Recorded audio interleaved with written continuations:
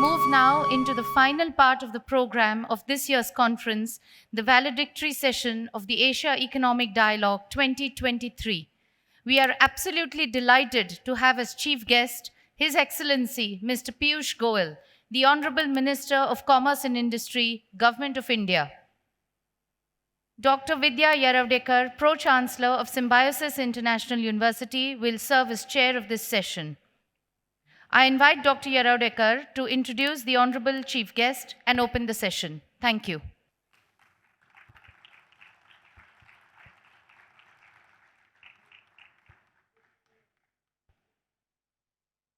Welcome, Honorable Minister Goyal and Dr. Yeravdekar.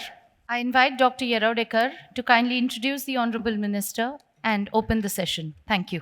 A very good afternoon to all the august members sitting here, our Honorable Minister for Commerce, Shri Piyush Goyal ji, Dr. Mashelkar, many stalwarts who are sitting here in the audience, and I don't think I can take names of each and every person. So, but this is the intellectual capital of Pune that you see in front of you. I'm not going to introduce you, I'm not going to introduce a minister to you because I'm sure everybody here in Maharashtra and Pune know him, and we're very, very happy that, we have our person there in Delhi at such an important portfolio. And the second reason is, of course, a personal reason. I've interacted with him on several occasions.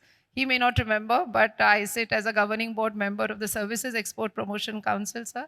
I had the education vertical, and the excellent speeches, talks, interactions that you do with us as members is something that, we really look forward to. So that's my second connection with you. Honestly, I don't know why Ambassador Gautam Bambawale has asked me to chair this session, and I'm an academic. I really don't have to do anything with trade and commerce, but he thinks that I'm fit to do this session, so I'm doing it. And we are in exciting times, I think, all of us as Indians, and I would say more specifically young Indians who I connect with, our students, are in really exciting times. So much so that many of us as teachers feel that we should go back to classes and sit with them and enjoy this excitement. And this excitement is because of all the great work that all of you are doing, sir, in the government. We see how the Indian economy is growing, 3 trillion economy to an aspirational 5 trillion, and maybe by India at 100, we touch what US is now. So we just hear these figures, but we also have this hope when we talk to industry people over here that, this is possible and surely possible. We have several questions from the audience, and we're going to make this session very interactive than a monologue. But of course, we would like to hear more from you before we actually open this to the audience. The Asia Economic Dialogue, as I'm sure you've been briefed about, this is the 4th edition.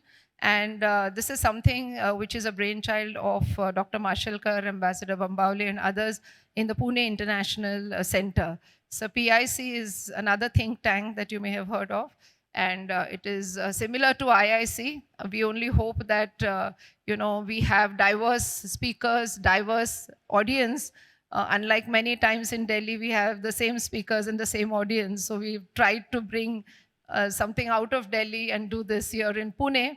And if you see, in the audience here today, and even as speakers, we have people from all over India, and many of them from foreign countries as well.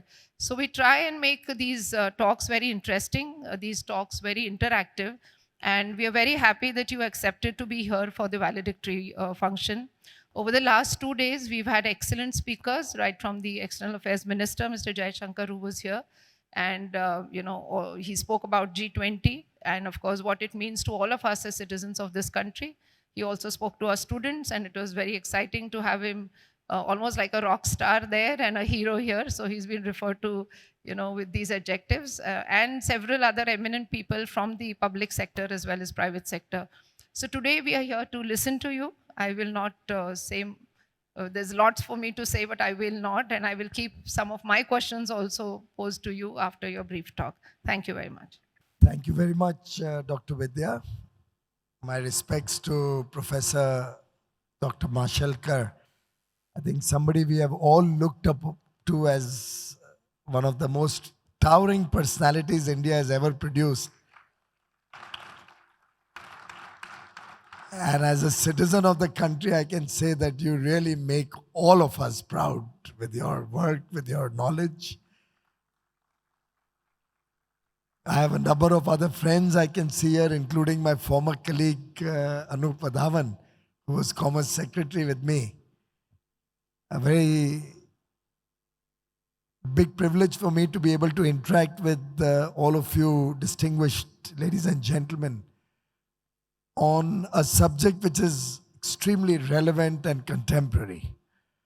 Of course, I've been to the Pune International Center for a dialogue or an interaction many years ago. I don't know whether it was before I became a minister or after I became a minister, but around that time.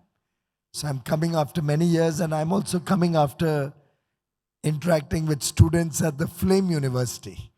So it's been a very, very enjoyable morning for me, and I'm really looking forward to engaging with you on what's happening in the geopolitical space and how it has impacted the economies of our region. I think a lot is known to all of us. The world is in turmoil. Soon after the pandemic, we landed up with a conflict in Ukraine. Russia-Ukraine conflict has had a severe impact on the developed world more than the developing countries. And in two particular aspects, it has had a devastating effect across the world for both developing and developed countries. That's food security and energy security. And the consequential impact it has had on inflation, the interest rate movement, slowing growth, the whole cycle which we have seen happen in the past, which fortunately we had almost overcome very quickly after COVID. But this conflict has brought us back, or in fact brought us even worse off than we were pre-COVID. Asia, of course, has its own dynamics. It's a very complicated region. We have economic growth in Asia. I think the last IMF report mentioned that almost 50% of global growth is going to come out of Asia in 2023, as against only 10% coming from the developed world of Europe and the US. We have economies which are both democracies, and we have economies which are non-transparent, non-rule based on our northern borders. We have significant conflicts across Asia. The India-China problem, the India-Pakistan problem.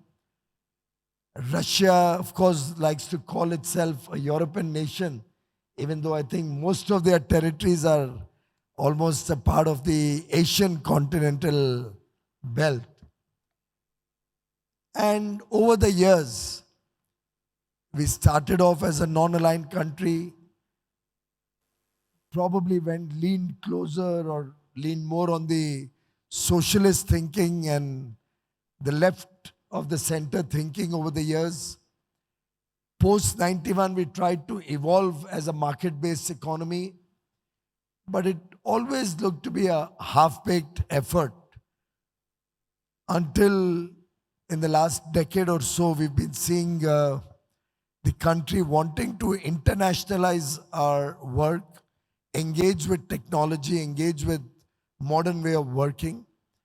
And I think today, India is clearly recognized as the country of the decade, if not the country of the 21st century.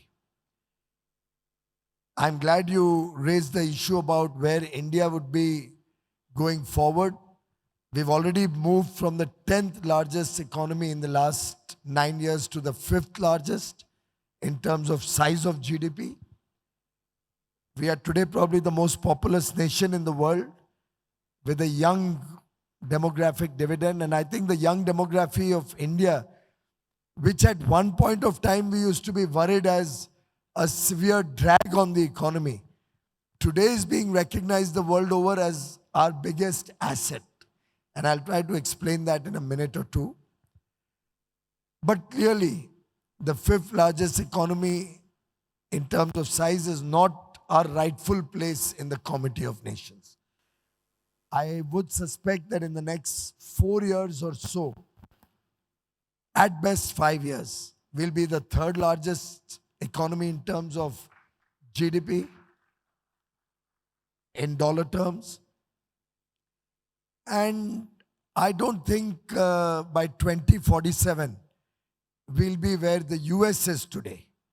My own maths, my own calculations, and my own conviction about the way India is growing, about the foundational work that has happened in the last 8 or 9 years in terms of preparing the nation to engage with the rest of the world in our Amrit Kal, the next 25 years, gives me the confidence to suggest that India will be, in a business as usual case, at least a $32 trillion economy, much larger than US is today. But given the young aspirational Indian, the talent that we have, the fire in the belly of the Indian of today, our 1.4 billion population is going to drive this economy probably closer to a $35-40 trillion economy by 2047. And if I may take a leaf out of an engagement, I had a similar engagement a couple of months ago in Bangalore with the Startup Advisory Council that we have set up, where we have young and emerging startups, we have unicorns, we have venture financiers, we have persons associated with the entire ecosystem of the startups. In that, I had ventured to suggest a $32 trillion economy by 2047. And a lady in the room actually said, sir, if we are looking at 2047, our aspiration to be a $47 trillion economy by 2047. And I loved it. That's the young person of today. That's the aspiration. That's the desire of every Indian, that we want to be second to none. And it's eminently possible, eminently doable. And the Asia Economic Dialogue would have surely, and I saw some of the breadth of subjects you have covered over the last 3 days, would have got a flavor of where India stands and how the world is looking at India. I remember, I'll give you a case in point, 2019, when I was appointed in the Commerce and Industry Ministry, we were engaged in the discussions on joining the RCEP group of nations. Anup was with me at that point of time. Of course, our views differed very significantly, and having gone through the files and studying what had been discussed or what was being offered to India as a part of the Regional Comprehensive Economic Partnership, where we had China, we had the 10 ASEAN countries, we had New Zealand and Australia, and we had Japan and Korea.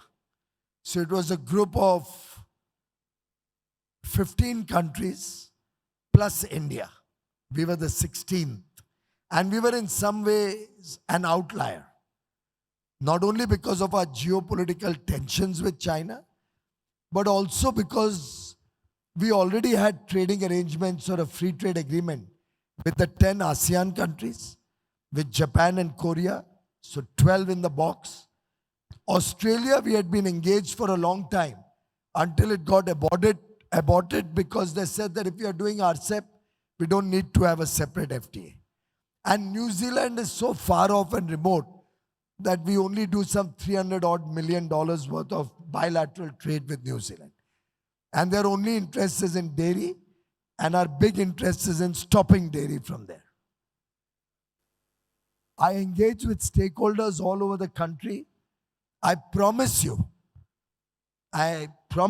except for a handful, and in that handful, I can't even remember whether there was a handful, who said we should join RCEP. I don't even understand why we threw ourselves under the bus, because we were not an original part of RCEP. It was somewhere in 2012 or so that the then government decided to offer itself to become a part of RCEP. And to my mind, it was ill-conceived, an absolute disaster in the making. Because we were entering into a free trade agreement with our eyes open, with a non-transparent economy, where there's no rule of law, where there's no court of appeal, where the country's most prominent businessman just disappears overnight. And even till date, we don't know what's happened of him. Where businesses were forced to transfer technology if they wanted to work there, and where there was absolutely no democracy or rule of law which could give relief if any wrongdoing was happening to you. And while, of course, the entire arrangements that were sought to be done between China and India were against India's national interest, it would have actually been the death knell of all manufacturing in India.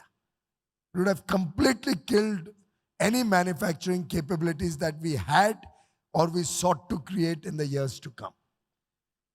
And my own experience is that China blocks the doors for imports from India through a variety of measures, non-tariff most of them. And we in India have over the years become weaker and started enjoying the low-cost, low-quality goods.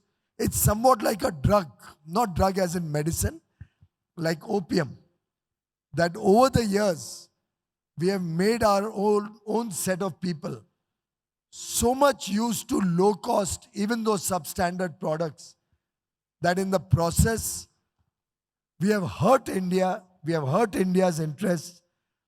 What used to be a bilateral trade, if Anup may remember better than me, of only $2 billion 20 years ago, where we used to have a trade deficit of under $1 billion 16, 17 years ago.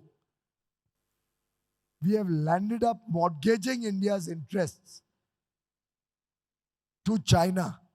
And I know between 2004 and 14, I don't want to politicize the issue, but in that period, our trade deficit with China increased from just about $1 billion, $1.5 billion to $48 billion.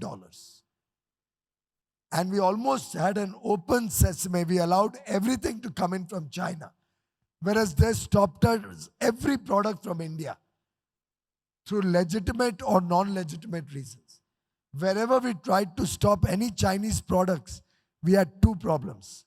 We had the Indian business persons who would lobby and not allow us to do that, or we had a situation where Indian manufacturing could not compete because their cost of production had no reference or relevance to their cost of transfer of goods to India. And therefore, it was music to my ears when Prime Minister Modi decided to not join RCEP on 4th of November 2019. Anup was in that room with me that day. But I tell you, across the country, every section of industry and business, every farmer, every person associated with dairy celebrated and heaved a sigh of relief that we've not thrown ourselves under the bus and landed up doing a free trade agreement with China. So we have a continent where there's so much divergence in economic philosophy, economic principles, way of working. They have, of course, got the fruits of being a dictatorship or a communist regime, but at the cost of human development. I mean, after all, in India, we cannot just pick up 1 million people and dishouse them or relocate them because a large furniture plant has to come up or a large furniture cluster has to come up somewhere. India believes in the rule of law. We believe in protecting the people's interests, their right to property. their right to liberty, their right to freedom of expression. And therefore, we have a situation in Asia where very different economic philosophies coexist. We are fighting against an economic system where, without having adequate access for our goods, we are allowing, and it'll take some time before we can create adequate systems in place and adequate domestic manufacturing capacity, and also sensitize our people and our businesses to wean ourselves away from that opium, which is low cost, low quality goods, non-transparently priced, coming into India from China.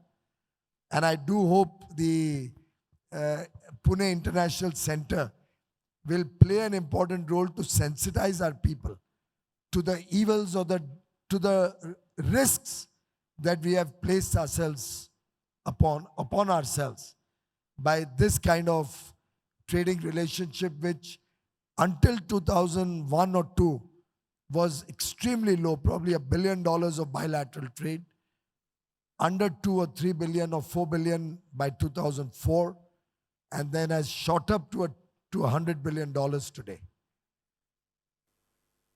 I would also like to say that today the world recognizes India's strengths. I was alluding to a situation in 19 where Anup and I were trying to tell Europe, trying to tell other countries of the Western world that we want to do free trade agreements with them, but they would just brush us away. They didn't have the confidence about India.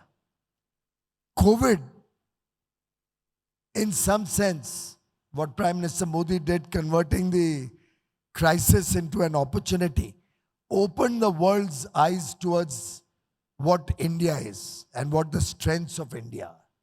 The way COVID was handled in India, the way we were able to save lives, our ability to innovate and come out with vaccines, produce vaccines, distribute and vaccinate the entire population. We've had 2.2 billion free vaccine doses to our citizens. I think it's a world record. Nobody would have done 220 crore vaccines in such a short period of time, all indigenously manufactured at a cost which is probably the lowest in the world.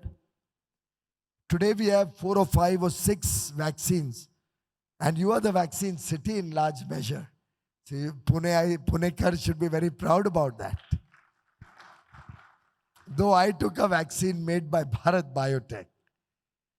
And at that point of time when we had to decide which one to take, Covaxin or Covishield, my wife used a very simple formula. She said, look, all our life we've got vaccines made by Bharat Biotech. All our children are pumped with vaccines made by Bharat Biotech. We'll trust Bharat Biotech, and so we have, all of us in the family, Covaxin takers, but not to say that Covishield is any less. Both these vaccines have done India proud, made in India, one of course discovered and created in India also, and they have really served the nation honorably. Similarly, during COVID, we did not let down a single international commitment. So while there was lockdown, there were all sorts of difficulties. Our Indian exporters, both of goods and services, met every single international commitment. That's the strength of Bharat. And therefore, today, the world looks at India as a trusted partner. I remember Prime Minister Modi using this phrase in Rome in 2021 at the G20 meeting, where he offered to the world our friendship and India as an important element of their supply chains, as an honest, transparent, rules-based trading partner, and as a partner they could trust. And that trusted partner is what the world today is looking for. And India is seeing the fruits of that. We had the highest ever exports last year, 21-22, $675 billion worth of exports in a year, with services at 254 billion, all-time high, merchandise exports at 422 billion, all-time high, and collectively, we were able to demonstrate to the world that despite COVID, India and Indian businesses can do wonders. And therefore, today we have a situation, friends, where we did the fastest ever FTA in the history of the world, 88 days, start to finish. The UAE-India Comprehensive Economic Partnership was settled, finalized, and signed from launch to finish. Australia technically took a little longer. We launched in September 21, signed on 2nd April. But if you look back, between September and December 21, first we had a COVID wave, then Australia had COVID. They had locked down their entire country. There was a compulsory 14-day quarantine in Australia. Then Christmas came in. So till December, we didn't have a single meeting to further the India-Australia FTA. On 31st December, I saw Sydney Harbour all lit up and maybe 500,000 people on the streets. So called up my counterpart, Dan Tehan, and said, hey, you guys seem to be out of COVID. Let's get down to negotiating the FTA. So we decided on 31st December night to have a VC on the 4th of January. And from 4th January, the first VC, to 2nd April, when we signed the first part of our economic partnership, ECTA, Economic Comprehensive Trade Agreement, ECTA, the Unity Agreement as it is known in Australia. And if you calculate 4th January to 2nd April, it's less than 88 days of actual negotiations and finalization. So that's the kind of enthusiasm the world today is demonstrating in wanting to work with Asia's emerging powerhouse, because they realize that depending on one geography has cost them dear. And they recognize that India as a transparent, rule-based economy would be a safer bet, would be a more resilient supply chain participant, a more honest economy to work with. And therefore, today we have negotiations going on with Israel. We have negotiations going on with UK. We have negotiations going on with the 27-country EU. Negotiations for an early progress trade agreement, EPTA, are going on with Canada. The 6-nation GCC, of which UAE we've already finalized. The other 5 want to now come into a GCC India free trade agreement. The 4-block EPTA, Switzerland, Liechtenstein, I don't know how to pronounce it, pardon me for that, Norway, and Iceland probably. 4 countries, I may be making a mistake. They are at my neck to start launch negotiations. I don't have the bandwidth in the Commerce Ministry to handle anymore. And the Russia and its partner countries of, what is that, EAEU, they also want to fast-track negotiations. This is India today. This is India's strength today. And I hope that's the message the Asia Economic Dialogue will take to the rest of the world. In India, the business world and the economists. Be proud about your achievements. Be proud that we have strong macroeconomic fundamentals. Be proud about the reform done over the last few years, which have created a strong foundation on which we believe India is not only today the world's fastest growing large economy, we will continue to be the fastest growing large economy, not for the rest of the decade, but for many, many decades to come. India has awakened. India has arisen. India today works with the rest of the world from a position of strength. And India today is recognized the world over as the trusted Asian partner to have, as the country and the leader. You read every day the world looking up to the leadership of Prime Minister Modi. His comment, "This is not an era of war," resonates with the rest of the world.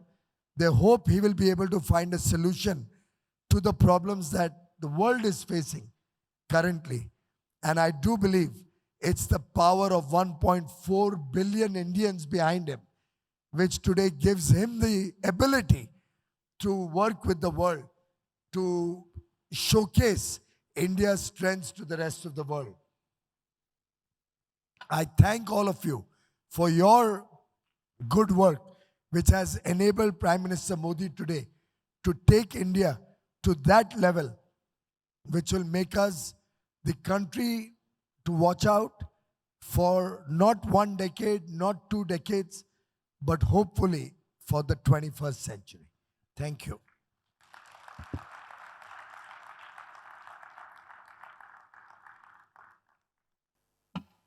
So thank you very much, sir. As usual, a very scintillating talk, very positive.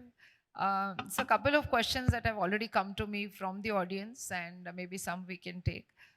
So you spoke about China, and I think the discussion on China does come up in every forum of interactions like these. And you also said that we are trying to increase our adequate domestic manufacturing capacity. But there is industry, more specifically the automobile industry and many others, which are still dependent on China and imports from China. So how much have we really increased our adequate domestic, is it adequate, our domestic manufacturing capacity, and what do you foresee? Well, I see Indian manufacturing come of age, and you are in Pune, many of you, most of you. No better example of India's manufacturing skill sets and the huge talent that we have than the wonderful work that's happening in Pune. I think we would have probably 100 Fortune 500 companies also located in Pune, if not more. My own sense is the auto industry is certainly one industry where we should be clearly 100% indigenized. Some companies, of course, claim to be 90, 95, 99% indigenized, but I suspect it's not truly so, because maybe 1 or 2 layers down, there is an import element. We have started engaging with the industry and having long conversations. The Korean industry, auto industry, Hyundai and Kia, are clearly 2 of the laggards. They've enjoyed the benefits of our free trade agreement with Korea and Japan and continued to import indiscriminately. So they've cost us dear. And I don't mind saying it publicly also. That small investment, maybe they bought $500 million or $1 billion, has cost India very dear in terms of the billions of dollars of trade deficit they have caused us directly with Korea and with other countries. The way forward, to my mind, is we've been talking to Korea also to open up their markets for our products. But look at the stark difference. Korea, for example, doesn't stop any export of steel from India to Korea. So does Japan. There's no government which is stopping our export from India to Korea or Japan. But you know what? We can't sell a ton of steel in both these countries because there's a nationalist spirit. We unfortunately don't have that in India. If we can save 10 cents, we are happy to import from anybody. We are happy to strengthen China and import from China if we can make 2% more profit in our business. It's a very unfortunate and sad reality or mirror that I'm showing to our industry and our consumers. And it's high time that situation changed. Korea or Japan will buy steel from their domestic company at $100 a ton more, but will not allow an Indian company to become their supplier. No government stops it. And when we talk to the government, they say, but we have not, there's no barrier from our side. But there's that nationalist spirit that businesses there demonstrate to support their own industry. And look at us. I remember a case where I was imposing anti-dumping duty on a particular product. The DGTR findings showed that it deserved to be there was a surge in import, we should stop it. And when I saw the product, I said, it's such a simple product. There must be domestic manufacturing. Why are they importing it? And when I found out from the importer, from the person who was manufacturing in India, who were the main consumers, I found some who were known to me. So I remember it was 11 in the night. I woke up the MD of the company, which could have been a potential consumer, but was currently importing. And I said, why don't you buy it from the Indian manufacturer? On his finished product, the impact was 2.5%, sorry. On a product of 40 rupees, 35, 40 rupees or so, 10 paise ka impact tha, 10 paisa. But he said, no, my systems will not allow it. I'm getting it cheaper from abroad and I will have to continue to import. So I had to take the action of imposing an anti-dumping duty. Anup was there. He may even remember that particular case. 2 Indian companies, of course, the other one who was a buyer was a multinational. But I don't think it is very much different for our Indian-owned companies also. It's very unfortunate. But I think it's time that this awakening comes and this little bit of the national spirit, which Prime Minister Modi has very often tried to articulate and speak about. And then otherwise, we are of course trying on the government side to bring in quality control orders so that we don't allow substandard quality goods to come to India. We do create tariff barriers, but personally, I think that's not the solution. We'll have to improve our domestic manufacturing capabilities, quality of goods, meet the consumer's demand on a competitive basis. We brought out PLI schemes worth nearly $30 billion for a variety of sectors which were decided by the private sector themselves. Pawan Goenka, who many of you will know, the ex-Mahindra CEO and now who's handling the space privatization efforts to promote space technology in India. He headed the SCALE committee, steering committee for advancing localization and promoting exports and employment. And they determined which sectors needed PLI. But that is only a kickstart. It can help you for a few years. Ultimately, Indian manufacturing will have to be competitive, will have to stand on its own legs, will have to provide quality products to the consumers. And of course, our consumers will have to be more careful or more caring for the potential that we are losing because of indiscriminate imports, even of goods which can jolly well be made in India, which includes, by the way, a lot of hotel furniture. Sir, I think you very well said this, that, this nationalist spirit that must come within each one of us as citizens, and not look at this little 10 paise, difference, but buy from our own manufacturers. And I can quote one of the, discussions that we constantly have at the Maratha Chamber for Commerce and Industries, is how MSMEs don't get paid, by big companies within the stipulated period of 45 days. That kills these smaller companies. And I think, this is the spirit that one must, at large companies must make a note of and ensure that these payments are done so that you I'll go encourage one others. step further. And Pune has all these big industries which are totally dependent on MSMEs. I'd gone to the extent of appealing, particularly when I was handling power ministry. I'd even tried to convince, right from 14, I've been trying to talk to industry.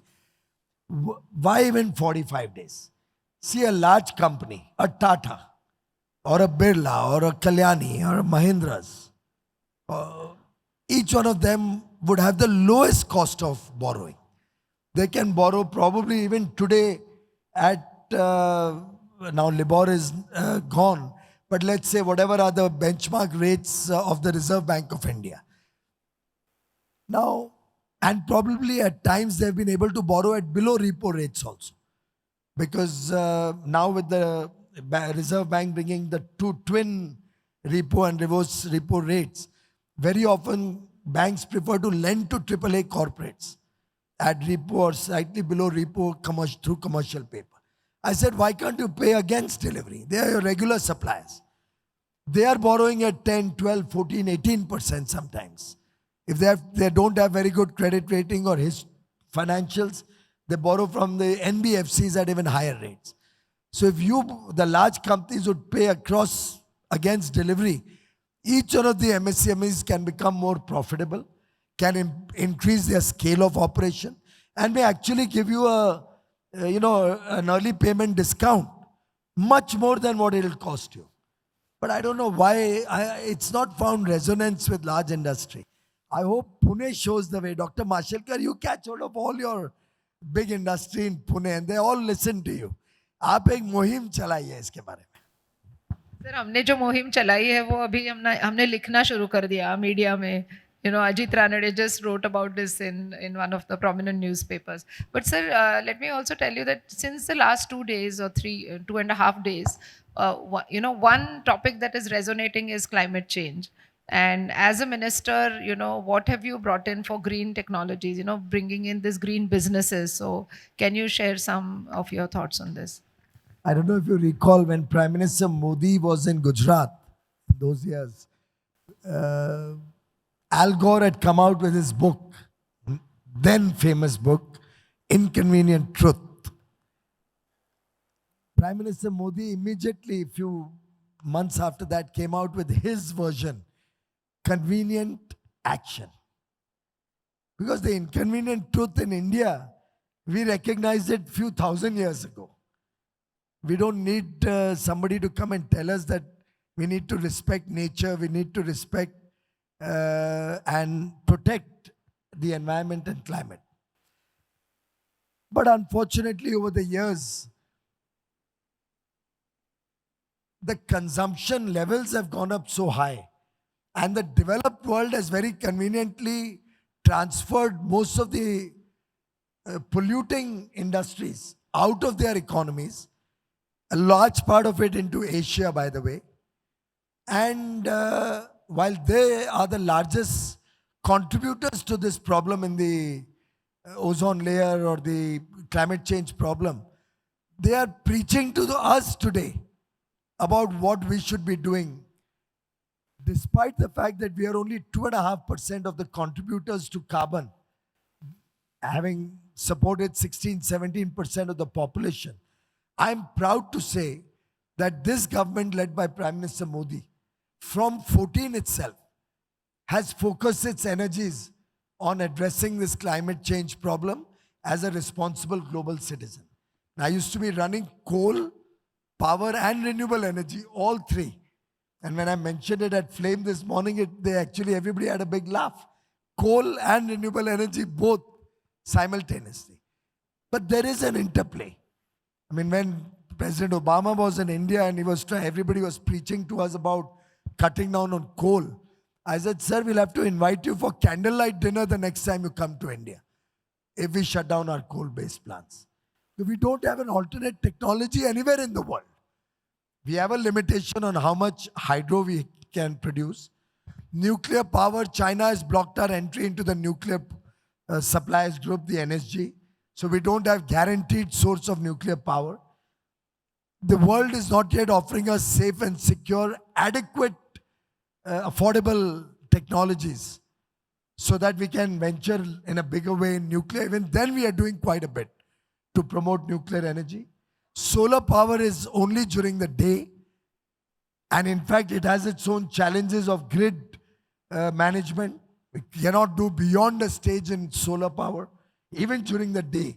And consumption hours are peak morning and evening, where we don't get solar power.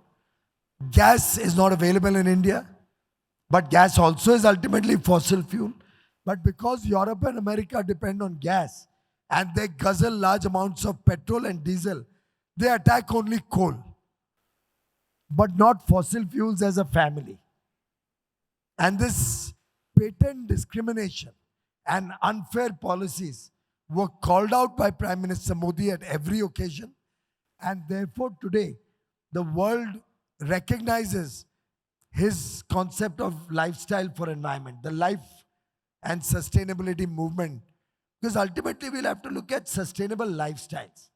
We in India are working towards that. We are promoting the circular economy so that we reuse our waste, recycle our waste.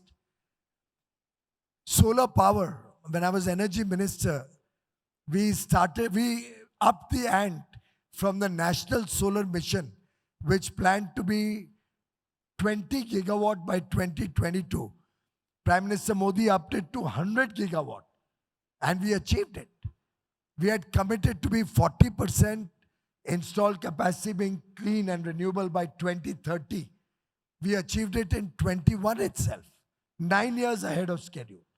We are amongst the only few countries in the world which submits our UNFCCC by a 2-yearly report, biannual report to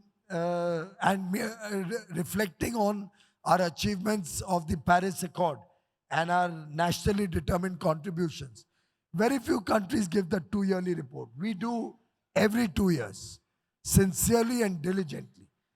Amongst the top 5 performing nations in addressing climate change goals, India is included, top 5. In fact, in the top 10, there's no other G20 country except India. And now we have a 500 gigawatt target for renewable energy. We are conscious of our duties. We are promoting sustainable textiles, for example. By the way, PET bottles, you know what, for water, this, to my mind, is criminal. I'm sorry for whoever makes this, but this is criminal. I'll tell you why. Now, this is a glass bottle. The transporting cost is humongous. And who transports it? Diesel-driven trucks. This bottle is viable only if it is recycled 6 or 7 or 10 times. Am I right? We can't destroy it after 1 use. So 6 or 7 times this gets transported through diesel trucks. You have to wash this bottle every time. How much water is consumed to wash this bottle? More than the water inside this bottle.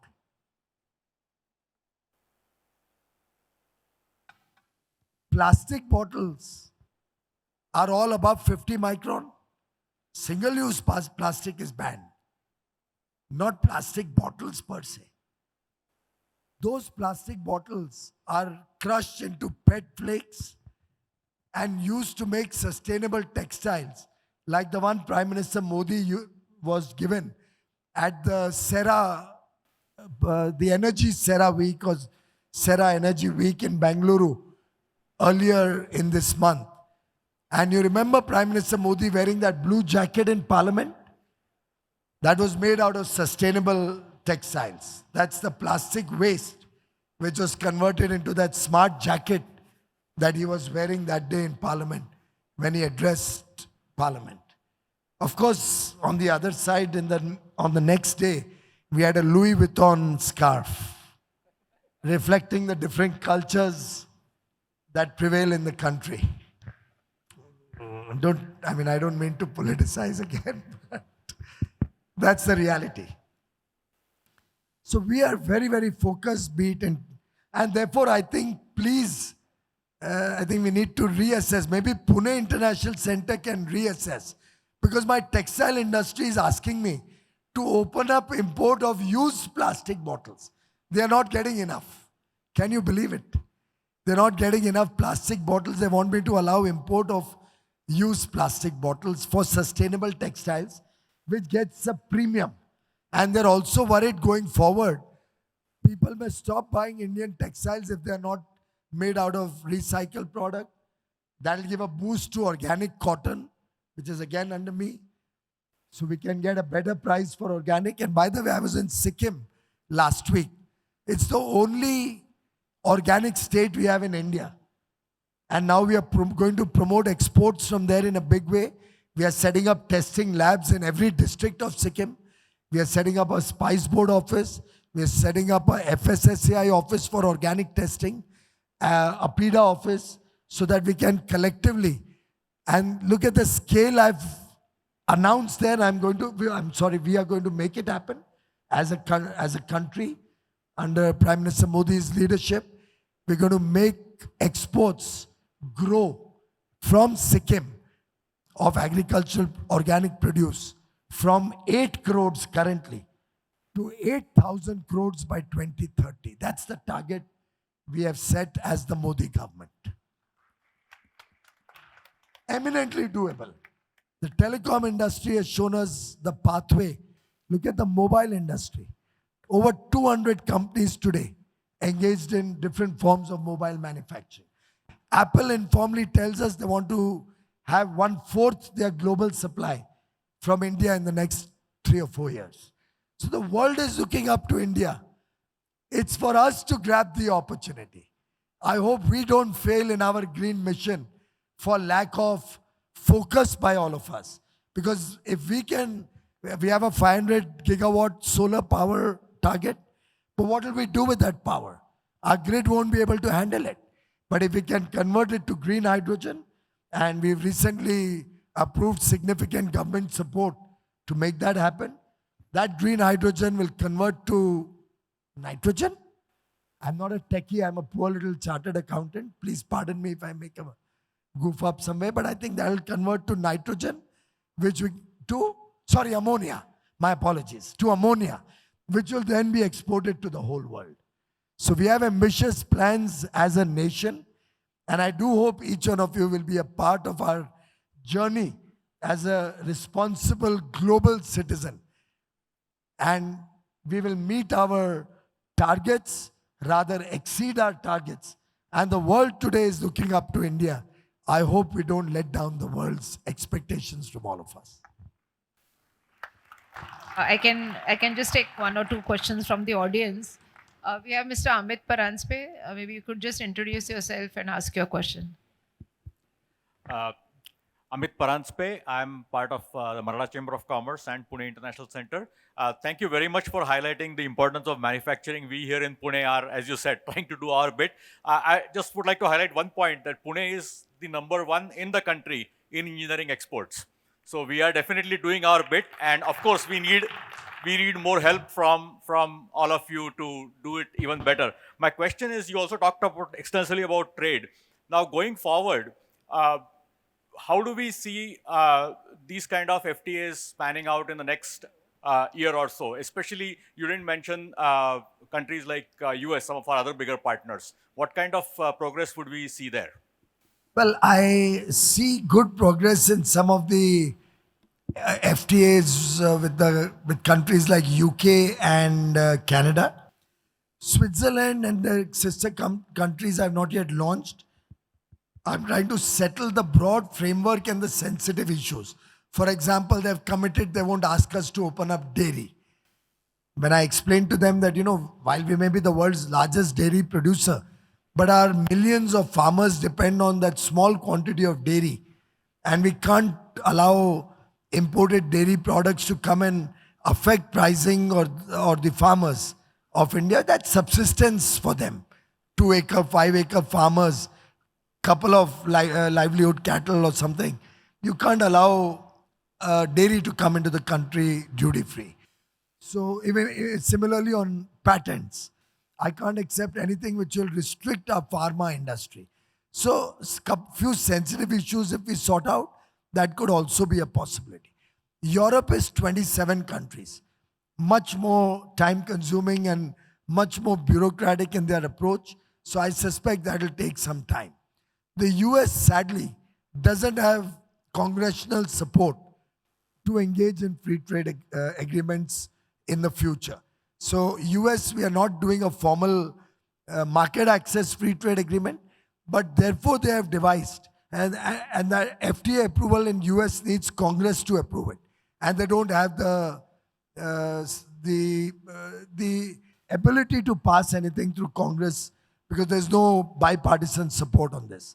So that's why the Indo-Pacific Economic Framework, IPEF, has been conceptualized as an alternate framework through which, while market access may not be offered, because of which we have not yet joined Pillar 1 on trade, but we are looking at getting closer to the US in terms of resilient supply chains, our technology partnership, opening up our economies through indirect measures which go outside the realm of a free trade agreement.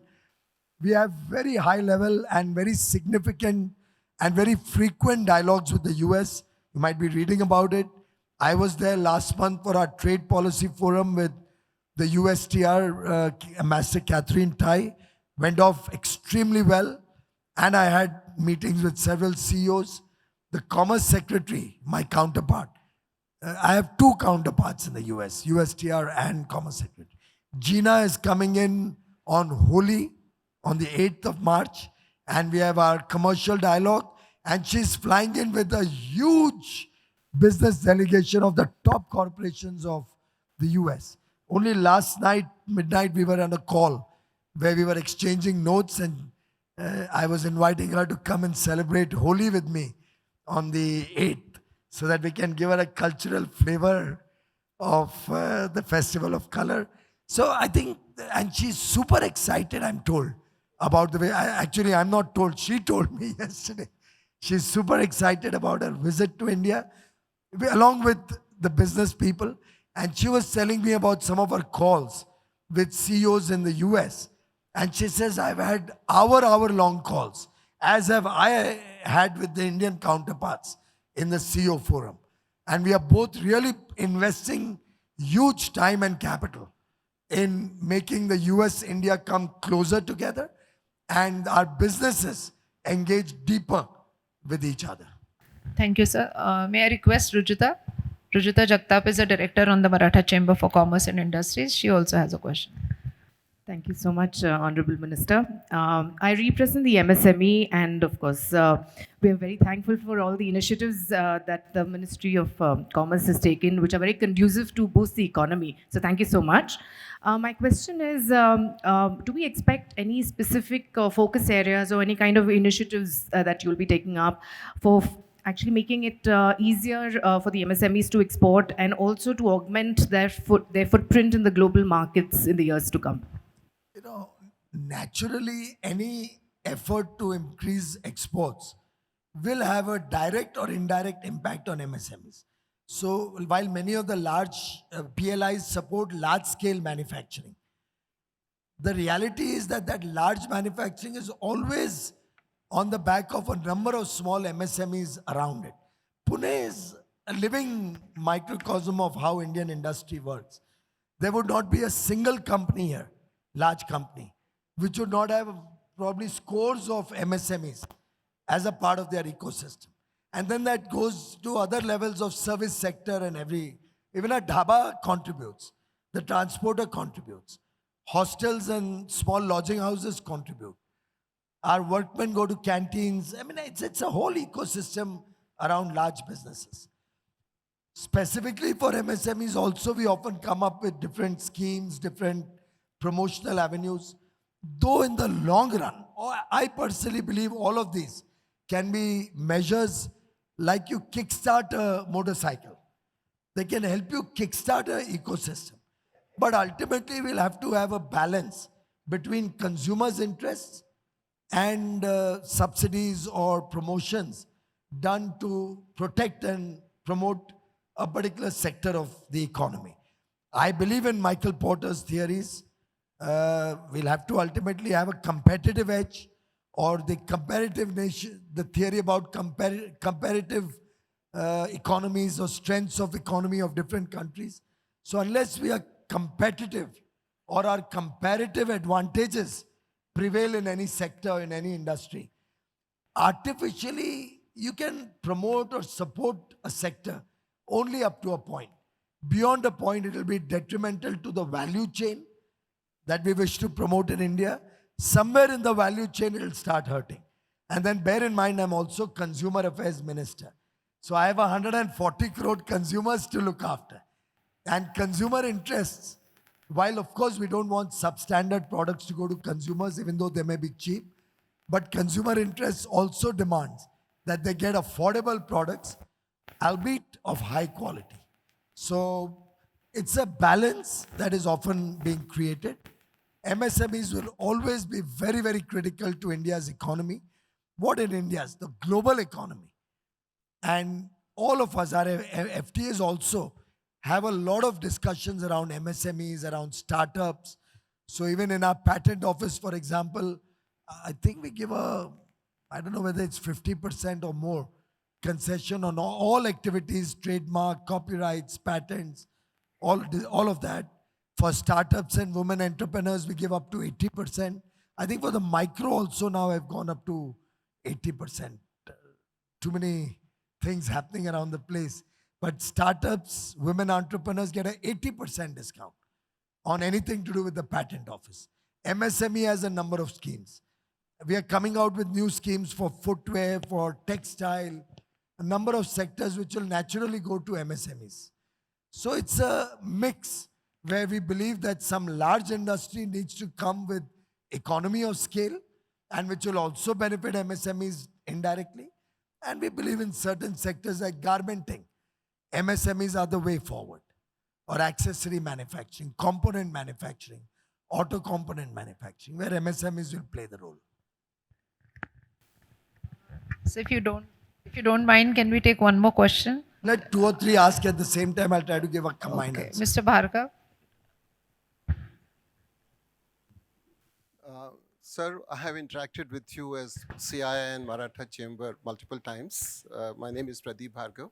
But right now I'm talking to you as a corporate citizen, as a PIC person. Mike, if you can hold it up. Yeah, can you hear me now? Yeah. So I think you answered every question, and Vidya stretched you by talking about environment, and your versatility was coming out wonderfully. You addressed questions. So this poses to me, and we as industry, as citizens, are very happy with the bridges you have built, the enablers that your government has created in terms of policies, infrastructure.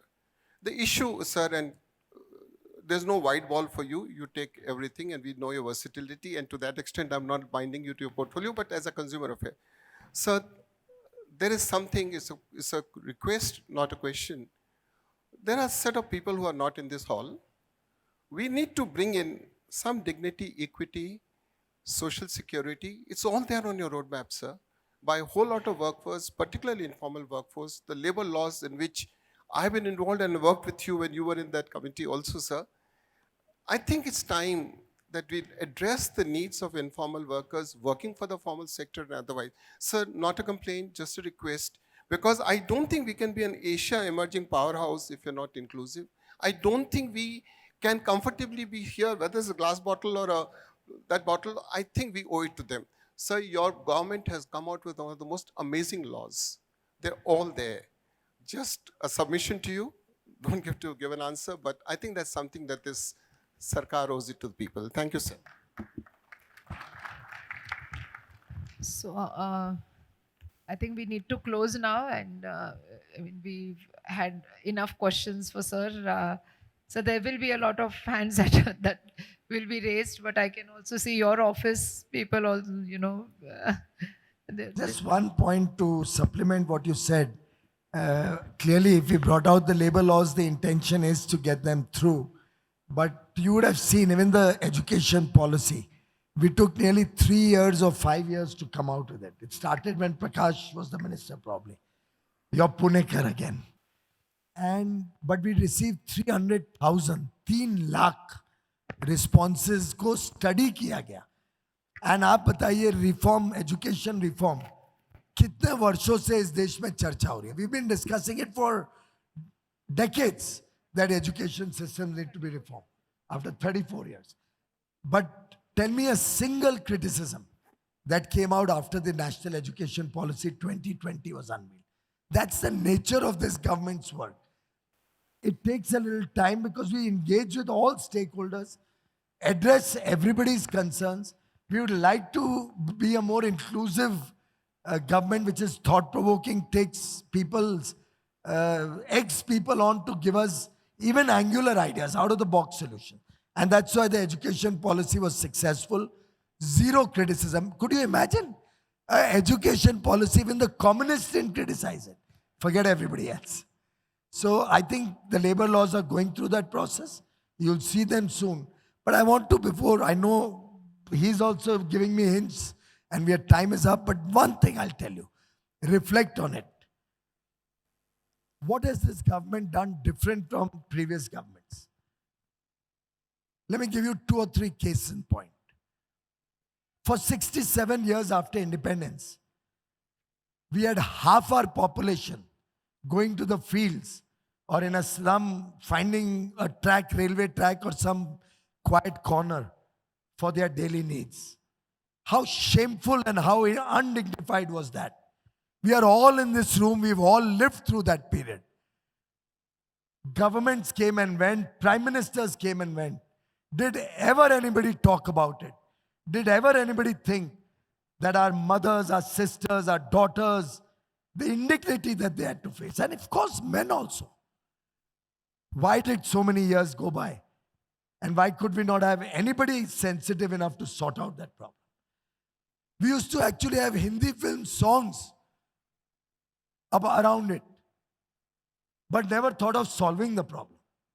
There was a time roti, kapda and makan was what kept people engaged all their life. A little bit of small saving people would do to build their own home. कोई एक जना घर में बीमार हो गया तो वो पैसा जाता, वो तो जाता ही जाता. The person would take a loan. After all, everybody wants to give the best to his near and dear ones. एक बीमार हुआ और आदमी जिंदगी भर बॉन्डेड लेबर बन गया, वो लोन ही रिपे करते रह गया. किसने सोचा था कि 3.5 गरीब लोगों को, 3.5 करोड़ गरीब लोगों को मुफ्त में घर दिया जाएगा, मुफ्त? Who had ever thought of it? Covid में नेशनल फूड सिक्योरिटी प्रोग्राम में तो अनाज 5 किलो या अंत्योदय फैमिलीज को 35 kilo as a family, individuals को 5 किलो मिलता ही था. पर कोविड में we realise there is economic distress. It was doubled, 5 kilo extra to 80 crore people for 28 months, cost nearly 4 lakh crores. Your money. It's not, we don't have anything except the money you contribute as your taxes. But did the Indian taxpayer ever today, before 2014, ever feel satisfied when he paid his taxes कि मेरे पैसे का सदुपयोग हो रहा है? 2014 के पहले तो ये सोचा जाता था 100 रुपए भेजेंगे तो 85 रुपए तो उसमें चोरी वोरी हो जाएंगे, दलाल भ्रष्टाचारी ले जाएंगे. 15 पैसे भी गरीब को पहुंचे तो गरीब दुआ देता था. Who had thought of jam coming in, and today nearly 25 lakh crores going to the common man, to the poor man through direct benefit transfer with zero leakage. मतलब 25 लाख करोड़ आज से 20 साल पहले भेजने होते तो 2 करोड़ रुपए लगते to send 25 lakhs to the poor man. Do you realize what one nation, one ration card has done? The same प्रवासी मजदूर, unorganized labor you're talking of, जो बिहार, यूपी, ओडिशा, अलग अलग जगहों से या नॉर्थ ईस्ट से आके पुणे, मुंबई, सूरत, अहमदाबाद, तमिलनाडु, तिरुपुर में काम कर रहे हैं, उनको आज देश में किधर भी जाए एक अंगूठा दिखाना है, कुछ नहीं, कोई राशन कार्ड भी जेब में नहीं चाहिए. आपका अंगूठा ही आपका राशन कार्ड है, आपका अंगूठा ही आपका बैंक अकाउंट है. One nation, one ration card. It democratized ability to get your food grains anywhere in the country. 5 lakh places you can go if you are eligible for that amongst the 80 crore poor or let's say neo middle class, lower middle class. These have been game-changing reforms. Healthcare, 50 crore people. Now, a poor man has his basic needs taken care of. रोटी मिलती है, घर मिलता है, कपड़ा आज कोई issue है ही नहीं. हेल्थ केयर 50 करोड़ लोगों को मुफ्त में मिलता है. ये एम्पावरमेंट है, ये रेवड़ी नहीं है, ये एम्पावरमेंट है. क्योंकि आज पूरी और उसके साथ जब मोबाइल कनेक्टिविटी आ गई है at the cost which is lowest in the world, data at no cost almost, तो आज का युवा युवती, the young boys and girls, they are continuously seeing दुनिया में क्या हो रहा है. They're engaged, they are connected to the world. They know what's happening in the world. And that aspiration of a young demographic India, young population in India, two-thirds of which is probably below 35. That aspiration, that fire in the belly is not to feed their belly, is not to save money for a home, is for the good things of life. And that is what is going to drive the Indian economy, Indian economic growth, and will make us a $47 trillion economy by 2047. Thank you.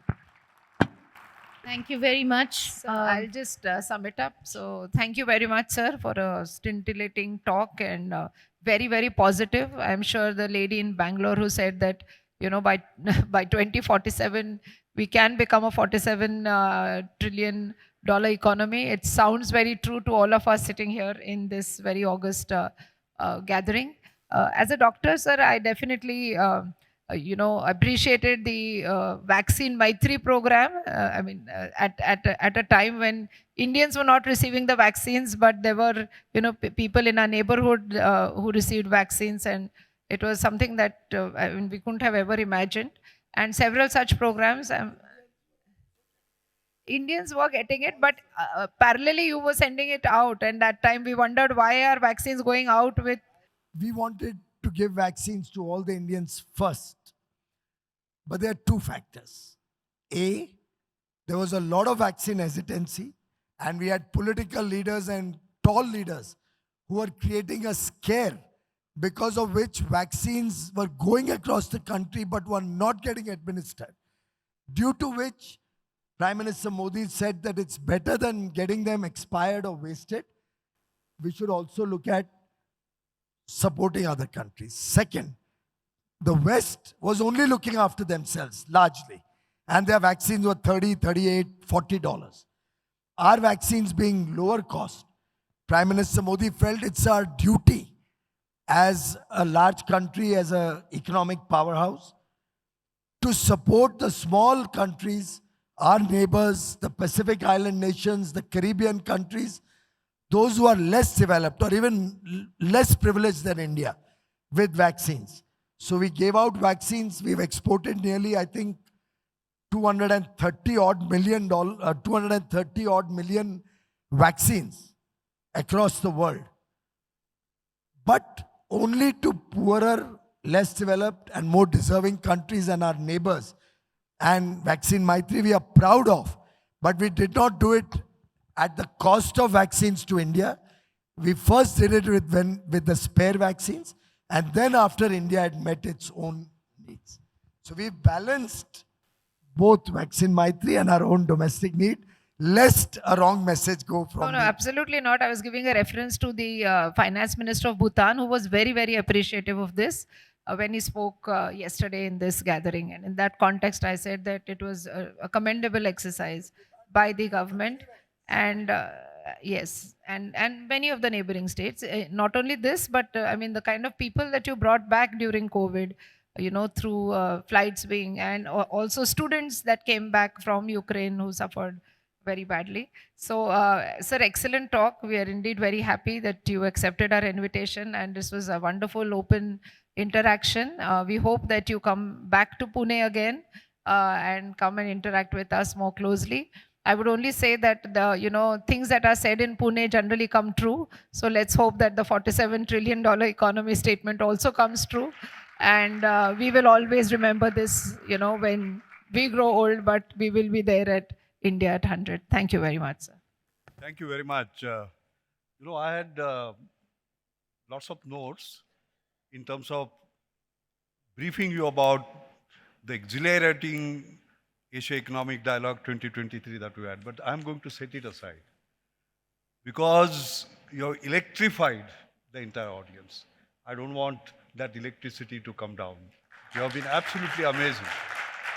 So thank you very much, our most beloved, most respected Piyush Goyal ji, for giving us this very, very energetic and amazingly aspirational, amazingly sort of powerful address.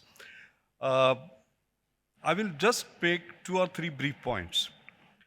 The first is that you have talked to us about not only Atmanirbhar Bharat, but with Atma Vishwas, and most importantly with Atma Sanman. When you said that let's not worry about that 10 paisa, but just go for the bigger purpose. You know, there is a great message there. That's very, very important. The second, you have talked about India's transformation under the dynamic visionary leadership of our Prime Minister and with dynamic leaders like you, with speed, with scale, with sustainability, which has never been seen before. One of the things I just want to mention to you, because our beloved Piyush is here, you might remember Earthcare Awards. I was the chairman of the jury and you were the chief guest. And 7 years ago, I remember you saying that LED, light emitting diodes, which reduce the carbon footprint, you said that you are going to do an innovation on demand aggregation and bring the cost down of a 908 lamp from $7 to $1. And the magic happened. From 0.2% penetration to 88% penetration, we created a world record in 7 years. You kept your word. So when we talk about speed, scale, and sustainability, that's what it is. And as an aside, let me tell you, I've been a jury of a Nobel Prize equivalent in engineering called Queen Elizabeth Prize of Engineering. It won the award for light emitting diode because I mentioned exactly what you did and said that it is not just from privileged few, it is from around the world. So that is what we have been able to achieve. That's the first point. The second point I want to say is the talent, technology, and trust issue, basically. Trust in ourselves. It is not about make in India, as in assembled in India, but invent in India. I'm very happy to sort of mention Mr. Ravi Pandit, who is sitting here, KPIT Technologies. There is the NIMITLI program, New Millennium Indian Technology Leadership Program, the biggest public-private partnership. He, along with the National Chemical Laboratory, Central Chemical Research, we talk about fuel cell, right? They have world's best fuel cell today. Performance, not $400 per kilowatt. They have got $400 per kilowatt as against the world, 1,000 to 1,200. It is ahead of the rest of the world. And when we talk about Make in India, 95% of the components are indigenous. It is doing dance now. India's first indigenous. So this is capability of Pune. This is capability of India. I think technology and policy combination will take this sort of way forward. That's the second point I wanted to make. And the last point I wanted to make, because I'm setting aside everything else. There was very interesting discussion on 3 Cs, COVID, conflict, climate change. I'm setting it aside. There was a fourth C also that was mentioned, by the way, that is becoming critical, chip. Semiconductor, we had a fantastic discussion. I'm setting it all aside. The last point I'd like to make is that since you talked about startup, you know, my book, you know, I've presented it to you, Leapfrogging to Pole Vaulting. Startups, until 2016-17, we had 1 unicorn per year. 2021, we had almost 1 unicorn per week. To be precise, as a scientist, I have to be precise, 42, not 52, but almost. But what is more important for me is that I did an analysis of where did they come from. Do they come from IITs, IIMs, Ivy League, etc.? Close to 50% of them come from Tier 3 cities, Tier 2 cities. Can you just imagine? That's the new India, democratization of wealth. I think that is why India is on the go. I just don't want to take more of your time and stand between you and the lunch. Again, we are most grateful to you for sort of energizing us. I want to thank all the speakers, Minister Dr. Jaishankar, who inaugurated it and you ended it. We could not have had a better start and a better end. We want to thank both of you. We want to thank all the speakers and our own team. Gautam, you will sleep well. Ambassador Gautam Pambawale has been, not only the convener, but Karta Karvita, as we say in Marathi, of all this, and helped by Prashant, Girbane, Kiran, Shilpa, all of you, all of them have sort of worked very hard. So I want to thank all of them. And on behalf of Pune International Center, we like to present, yes.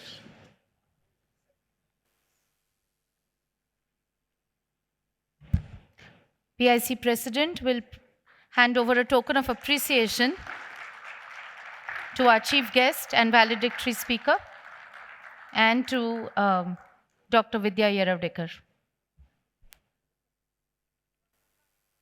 May I please request Ambassador Bambawale, convener of the Asia Economic Dialogue 2023, to come up on the stage, please.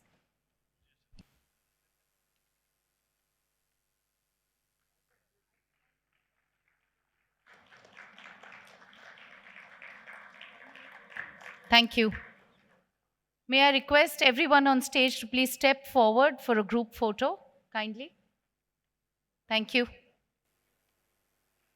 Thank you so much. We now come to the end of this conference. I want to take a moment and thank all of our student volunteers, the entire PIC team, our event management partners, and the hospitality partners for all their support, especially, and last but not the least, the Ministry of External Affairs, Government of India, for their unwavering support throughout the preparation and execution of AED 2023. Thank you. Wishing you all a pleasant day ahead.